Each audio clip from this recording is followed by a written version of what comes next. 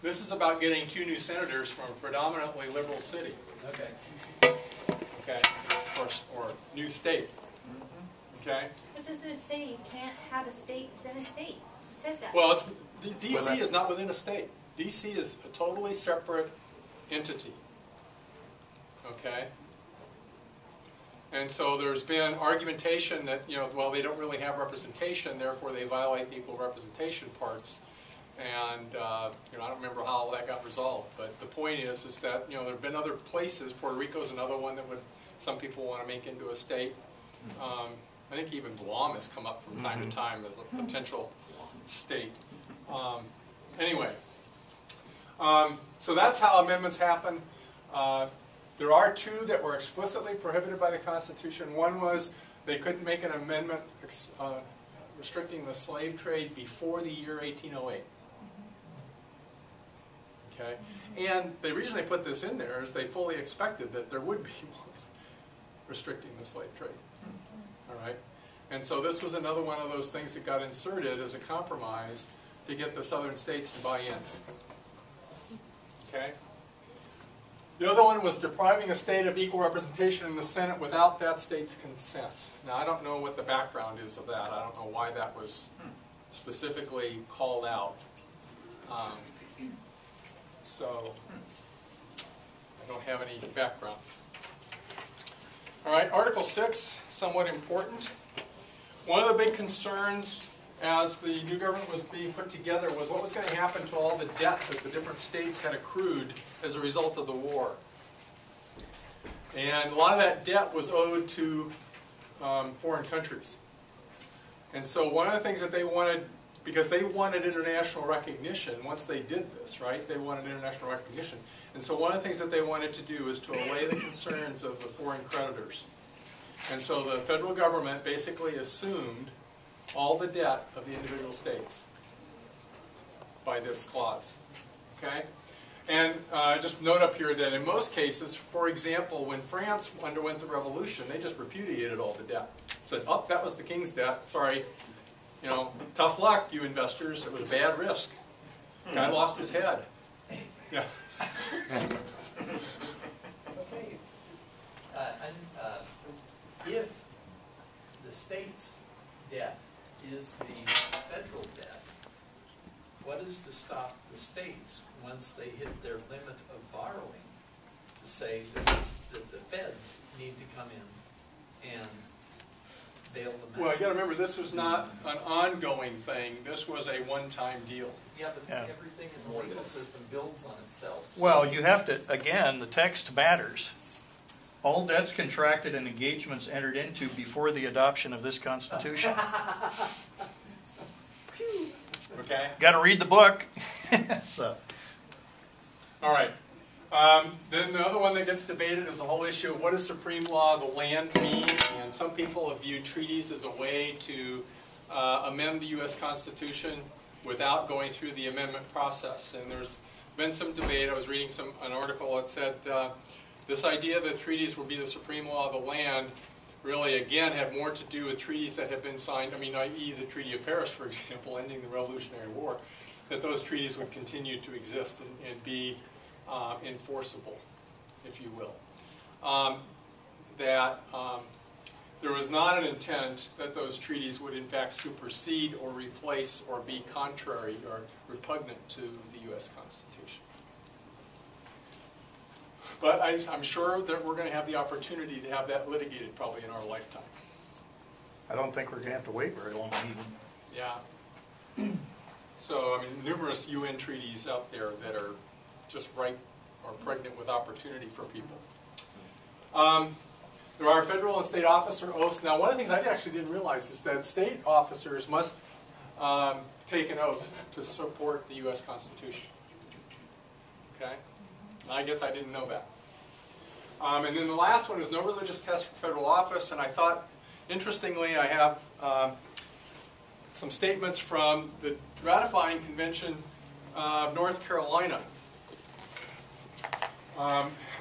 Mr. Henry Abbott says, many suppose that if there be no religious tests required, pagans, deists, and Mohammedans, or Muslims, might obtain offices among us, and that the Senate and representatives might be all pagans.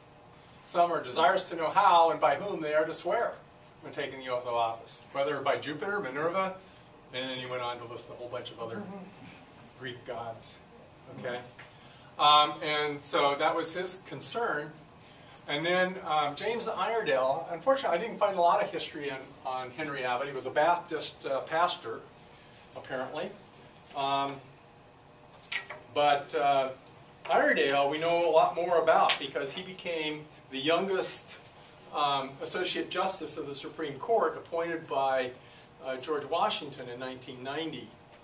In fact, he wrote a tract in 1774 to the inhabitants of Great Britain in which he laid out the arguments opposing the concept of parliamentary supremacy over America. He was 23 years old at the time. And so he was only 38, I think it was, when he was appointed to the Supreme Court by Washington. But he says, how is it possible to exclude any set of men without taking away that principle of religious freedom for which we ourselves so morally contend? But it is never to be supposed that the people of America will trust their dearest rights to persons who have no religion at all, or a religion materially different from our own.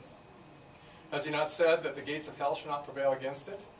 It made much greater progress for itself than when supported by the greatest authority upon the earth.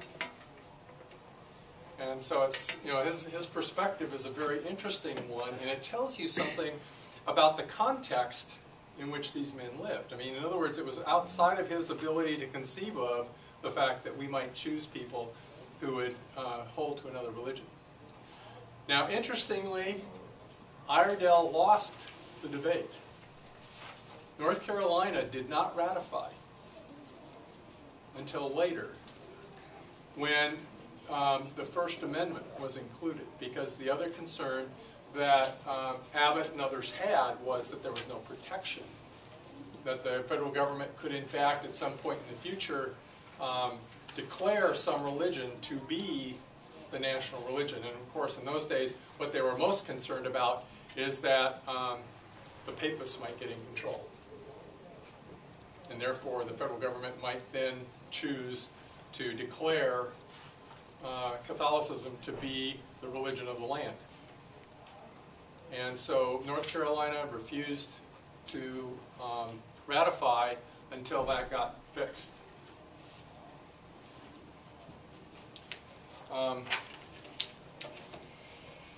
So what did it take to ratify? 9 states were required to ratify. Obviously, their desire was that they wanted all 13 colonies to ratify, but you had several of them, New Hampshire, North Carolina, and others, who really would not ratify without a Bill of Rights. And so the Bill of Rights really came about as a response to the failure. In fact, the first meetings of Congress in which the Bill of Rights were being debated and discussed, North Carolina was not present. Okay, because they had not ratified the Constitution. Okay. In fact, they assumed, I think it was Rhode Island, that they felt that Rhode Island would never ratify. And so I mean, it's kind of interesting. They wrote this whole thing up, and they really didn't expect Rhode Island to join. And I don't know all the history and detail for that, but Rhode Island was kind of considered to be out there. So, you know, Roger Williams and what came after him, so you know, Rhode Island was kind of considered to be somewhat lawless territory, and they didn't think they would actually ratify the Constitution. The other thing I wanted to put in here was just the fact that this clause appears, and we've talked about this before at the very beginning of the class, where they write, in the year of our Lord 1787, and of the independence of the United States of America, the 12th. And a lot of people like to pass over this as just kind of a nonsense or a formality, if you will. And I hope you'll remember when we talked about this at the beginning of the class that this was not a formality. This was a declaration of who was sovereign. In fact, you can go back and look at the charters of the states. You can look at, you know, I took you back into the Old Testament, but even other things in English law and other law systems where the dates were always in the certain year of the king. Okay?